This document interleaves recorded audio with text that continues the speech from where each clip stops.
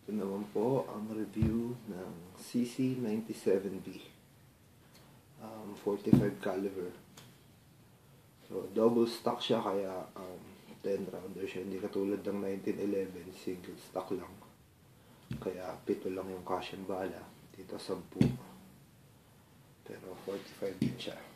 Ito, CC97B. So ito,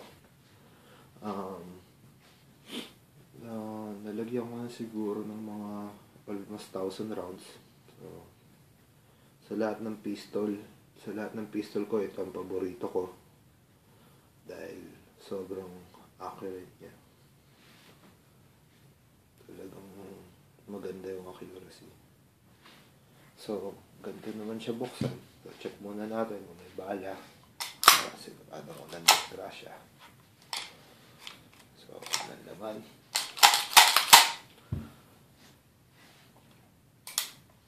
so pagkalas naman sa kanya, medyo matigas to pero parang 1911 din. Pipindutin mo to, tapos pero sa 1911 walang thread. Ito na medyo masisi alisin. So alisin mo muna to, tapos pag naalis mo na tong nasa harapan, meron siyang line dito. Ayan, pagpapantayin mo lang yan. Ayan, pagkapantay na, mo yung dulo. Medyo matigas siya, kaya kailangan ko ng pampindot. Ito na lang yung magazine. Tapos, so pag umangat na yan,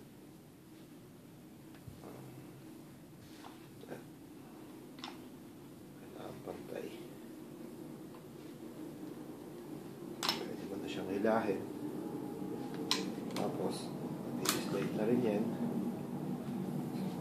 Ito yung madami pa pala. Ito yung lower niya. Tapos yan lang din. Katulad ng iba, alisin mo lang yung spring niya. Tapos alisin mo to. Ito yung pinindot natin kanina. Tapos yung barrel niya. So ganyan lang siya linisin. Medyo nilagyan ko ng oil kasi hindi ko pa alam kung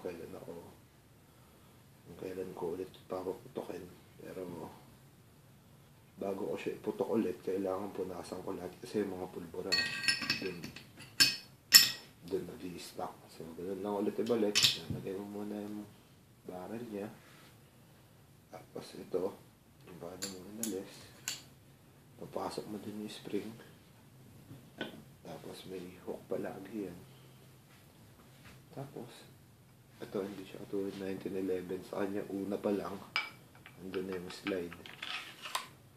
O yung Glock, meron lang silang hook para dun mo ilagay. Tapos papalit mo yung pin. Kailangan nakaline. Pipindutin. Tapos babalik mo itong thread.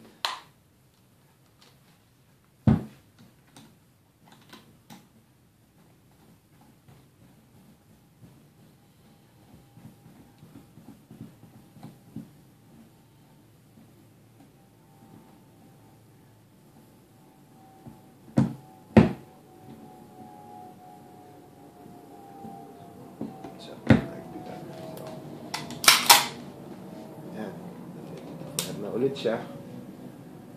So, ito ang CC97B 45 auto. 45 din yung bala niya. Alright.